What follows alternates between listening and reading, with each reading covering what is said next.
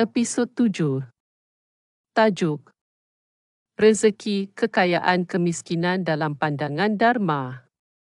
Salam Dharma dan salam sejahtera kepada para sahabat yang dihormati. Dalam episod 7, siri kita akan membincangkan topik penting iaitu rezeki, kekayaan, kemiskinan dalam pandangan Dharma.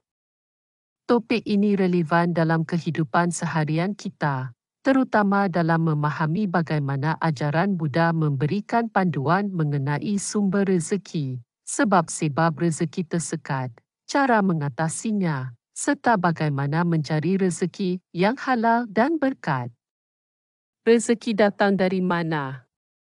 Dalam ajaran Buddha, konsep karma memainkan peranan utama dalam menentukan rezeki seseorang. Karma merujuk kepada hukum sebab dan akibat di mana setiap tindakan, ucapan, dan pemikiran kita akan membawa hasil yang setimpal. Tindakan baik akan menghasilkan buah yang baik, manakala tindakan buruk akan membawa akibat yang negatif.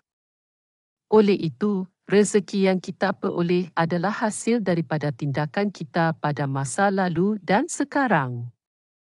Anda juga boleh membaca dari Berita Buddha +1 Sridianti +1. Sebab rezeki tersekat dan cara mengatasinya. Rezeki boleh tersekat disebabkan oleh beberapa faktor, antaranya 1. Karma buruk. Tindakan negatif seperti menipu, mencuri, atau melakukan perbuatan tidak bermoral boleh menghalang aliran rezeki. 2. Kurang usaha dan ketekunan.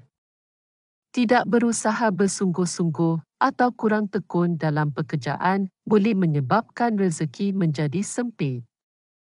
Dan 3. Pembaziran dan boros, sikap tidak bijak dalam mengurus kewangan, seperti berbelanja secara berlebihan atau berjudi, boleh menyebabkan kebocoran rezeki. Anda juga boleh membaca dari Samanaputta. Sekarang kita lihat bagaimana cara untuk mengatasinya. 1. Melakukan perbuatan baik. Amalkan kemurahan hati dengan berdana dan membantu mereka yang memerlukan. Anda juga boleh membacanya dari tuntunan hidup manusia. 2. Meningkatkan kemahiran dan pengetahuan, sentiasa belajar dan meningkatkan diri dalam bidang yang diceburi untuk menambah nilai dalam pekerjaan. 3. Mengamalkan gaya hidup sederhana. Elakkan pembaziran dan urus kewangan dengan bijak. Sekarang kita lihat pula bagaimana 4 cara rezeki datang. Menurut ajaran Buddha, terdapat 4 sumber utama rezeki. 1. Usaha sendiri, atakra rezeki yang diperoleh melalui kerja keras dan usaha sendiri. 2. Warisan atau diajar. Harta yang diterima daripada keluarga atau warisan. Anda juga boleh dapatkan penerangan dari Kementerian Agama +4 Kemenak Maluku +4 Kebaikan dan Mutu +4 3 hadiah atau pemberian Elba. Rezeki yang datang melalui pemberian orang lain sebagai tanda penghargaan atau kasih sayang. 4. Keberuntungan atau sampati. Rezeki yang diperoleh melalui faktor nasib baik atau peluang yang tidak dijangka. Bagaimana pula kita mencari rezeki yang halal dan berkat? Dalam mencari rezeki, adalah penting untuk memastikan sumbernya halal dan diperoleh dengan cara yang benar.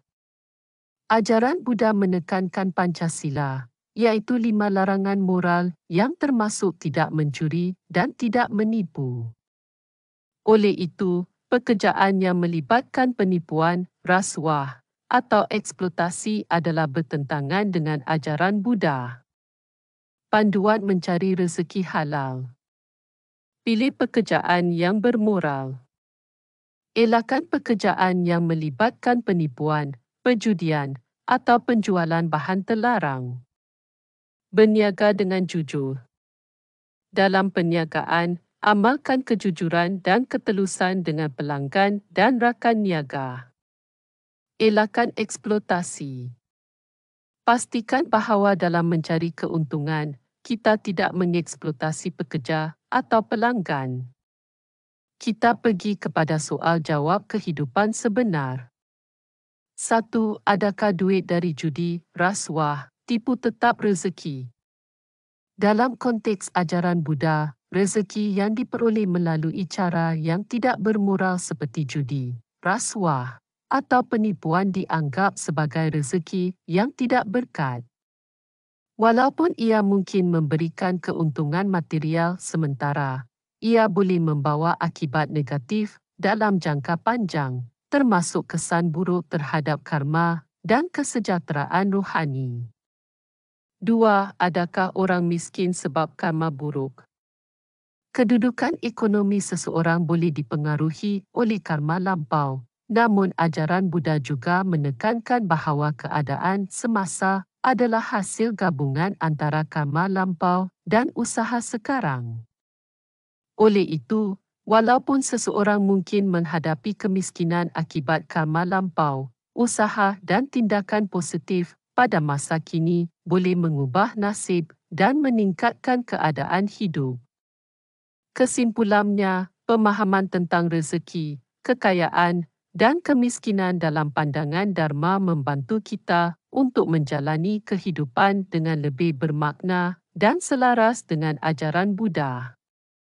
Dengan mengamalkan nilai-nilai murni seperti kejujuran, kemurahan hati, dan usaha gigih, kita dapat memastikan bahawa rezeki yang diperoleh adalah halal, berkat, dan membawa kesejahteraan kepada diri sendiri serta orang lain. Terima kasih kerana menonton hingga akhir. Jika anda mendapati kandungan ini bermanfaat, sila tekan butang suka dan langgan untuk mendapatkan kemas kini video terbaru. Kongsikan juga dengan rakan-rakan anda supaya mereka turut mendapat manfaat. Jumpa lagi dalam video seterusnya. Sehingga bertemu lagi, salam Dharma dan salam sejahtera.